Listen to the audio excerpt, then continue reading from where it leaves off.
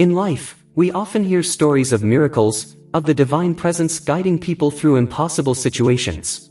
Today, I want to share with you an incredible, life-altering story, my near-death experience and how, in that moment, I saw Jesus Christ. He showed me heaven, and my life has never been the same since. Whether you believe in miracles or not, I invite you to listen to this journey with an open heart. It all began on an ordinary day. I didn't know that my life was about to change forever. I was driving home when I suddenly felt a sharp pain in my chest. At first, I thought it was just stress, but the pain kept intensifying until I could barely breathe. Before I knew it, everything went dark. The next thing I remember, I was no longer in my car. I was somewhere else, somewhere indescribable. It was as if I had left my body behind. I looked down and saw myself lying unconscious, paramedics surrounding me, but I didn't feel scared. Instead, I felt a strange sense of peace. As I hovered above the scene, I was suddenly pulled into a tunnel, one that was bright, filled with a soft, comforting light. It wasn't the harsh kind of light that blinds you, this light embraced me. It felt like love, like pure, unconditional love. I started moving faster through the tunnel, and I knew I was headed somewhere. That's when I saw him, Jesus Christ. He was standing at the end of the tunnel, waiting for me. His face radiated with kindness and compassion.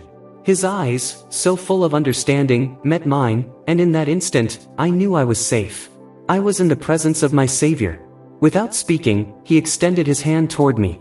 As soon as I touched his hand, a wave of peace washed over me, a feeling that words can't fully describe.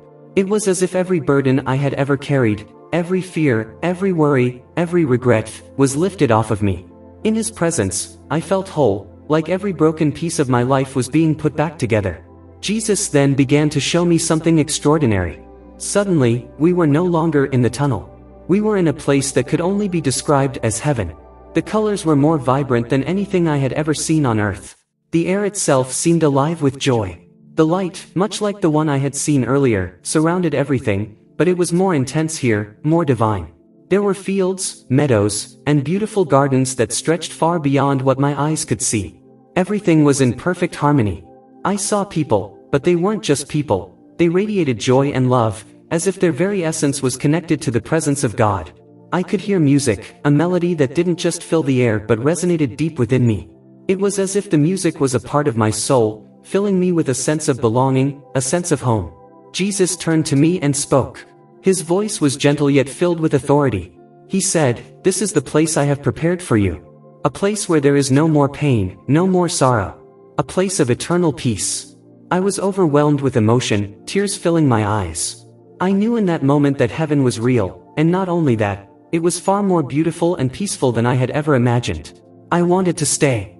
I wanted to remain in this paradise with Jesus, but he looked at me and said, "It's not your time yet. You have more to do. Your journey on earth isn't over." Though I didn't want to leave, I understood. There was a purpose I still needed to fulfill. Suddenly, I was pulled back into my body. I gasped for air as I regained consciousness. The paramedics were astonished. They had almost given up on me, but I was back. Though I was back on earth, I knew I had been forever changed.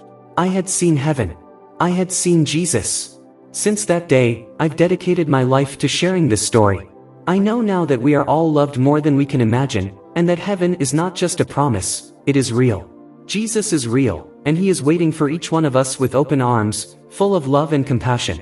My near-death experience was not the end of my life, but a new beginning, a reminder of the incredible gift of life and the eternal love of Jesus Christ.